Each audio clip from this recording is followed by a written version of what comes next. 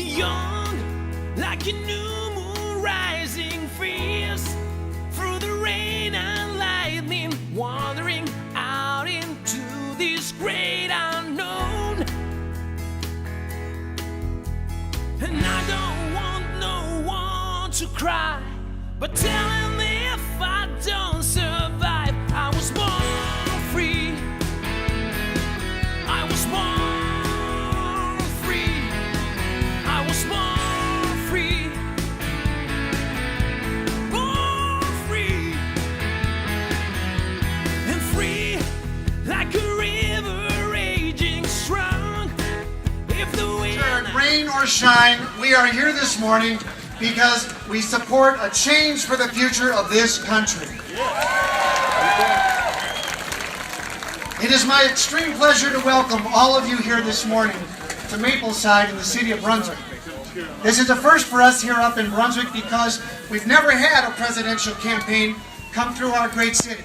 And we are delighted to be the hosts for the next President of the United States, Mitt Romney, this morning. I'll also add that in the 2 weeks since, the response of this city and the neighboring communities, the generosity, the compassion, has made me proud to be the mayor of this city. I have never been more proud to live in Brunswick. And I'm not good at long goodbyes, but look down deep into my eyes. I was born free.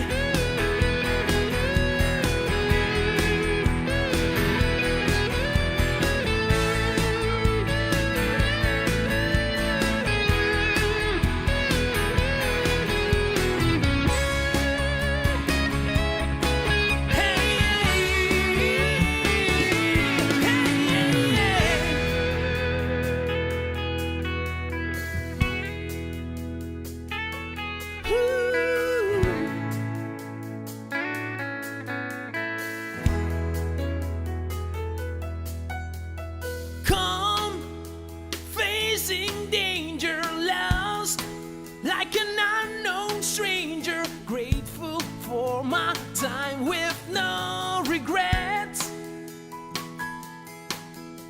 Close.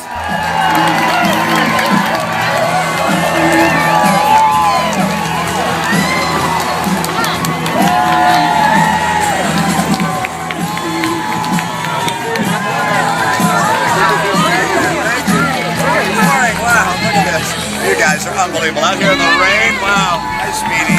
How are you? Good morning. Free. I was born free. I was born free. Born free. And free like a river raging strong. If the wind I'm facing, chasing dreams and racing Father Time. Deep like the ground is. A real privilege, as you can imagine, to have a couple of my boys and some of my grandkids and my daughter while you're with me. I love them. I love them like they're my own, and they are. Right? Let's wish a happy Father's Day to my dad.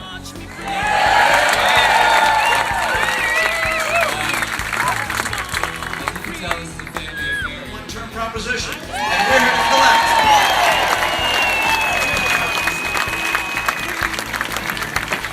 By what he's saying, you would think he wants to turn that one-term proposition into an 8-year proposition, and we will not let that happen.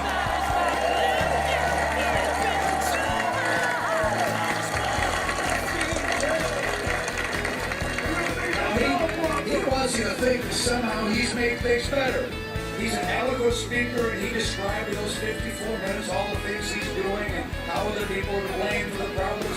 But look, there's a way for you to find out who's telling the truth. One is to look at the record of the last 3.5 years and see whether he's made the kind of changes he promised he'd make. There are a lot of things that he thinks are going to make things better. And there's a way for you to find out whether they will make things better and whether they have helped or not, like he says they have. And that is, you can go to the corner store and ask the person that runs that store, or a manufacturing business, or any kind of business in this country, go to a 2 or 3 or 4 and ask the person behind the counter, or if you can find the person that owns the business or runs it, ask them this: did President Obama's policies make things better or worse for your business? Did it make it easier to hire people or not to hire people? And what you're going to hear is this. I saw a survey. For the sun to set, and when it's done, believe that I will yell it from that mountain high. I was born free. I was born free.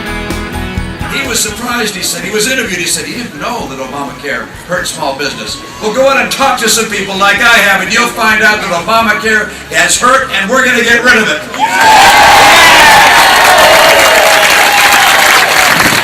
Born free.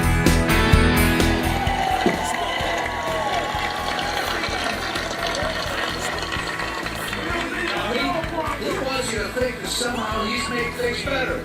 He's an eloquent speaker, and he described in those 54 minutes all the How the economy works. He hasn't had the kind of job you have.